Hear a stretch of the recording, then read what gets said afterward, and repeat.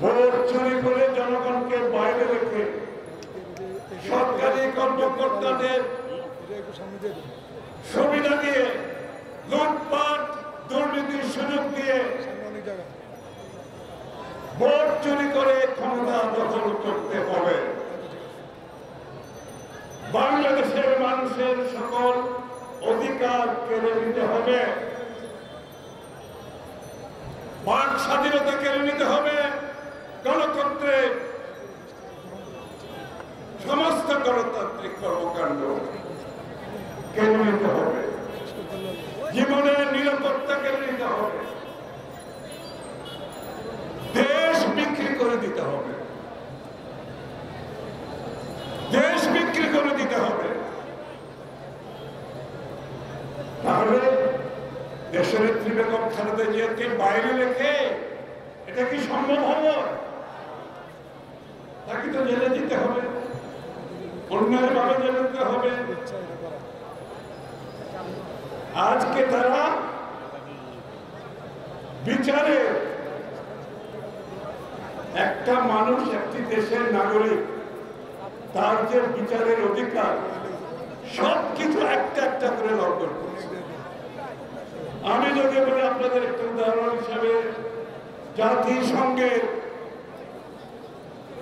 যে মানবাধিকার ঘোষণা করেছে, আন্তর্জাতিক মানবাধিকার ঘোষণা, সেখানে আর্টিকেল 11-এ পরিষ্কার ভাবে বলা আছে বিচারের বেলায় কেউ যদি কারো অজান্তে যদি কোনো কিছু ঘটে থাকে তাকে দণ্ডপ্রাপ্ত কোনো বিচার করা যাবে না, তার বিরুদ্ধে দণ্ডপ্রাপ্ত কোনো বিচার হতে পারে না। বাংলাদেশের সংবিধানে পরিষ্কার ভাবে বলা আছে আমাদের বিচারের অধিকারের কথা তারা লঙ্ঘন করছে। বাংলাদেশের আইনে আছে বিচারের কথা, তারা লঙ্ঘন করছে। বন্ধুগণ, আমি বক্তব্য শেষ করছি। বৃষ্টি যে কোনো সময় আসবে, আমাদের আরো প্রয়োজনীয় বক্তারা আছে।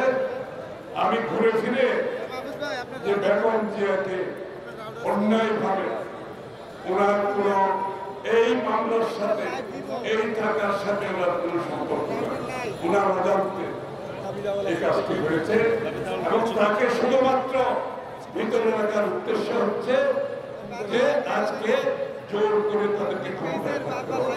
তারা আবার ঘুরে আসি, যেখানে অন্যায় আইনে পরিণত হয় সেখানে প্রতিরোধ অনিবার্য। পারবেন প্রতিরোধ করতে? পারবেন প্রতিরোধ করতে? প্রতিরোধের মাধ্যমে দেশের জীবন মুক্ত করতে হবে। সবাইকে ধন্যবাদ।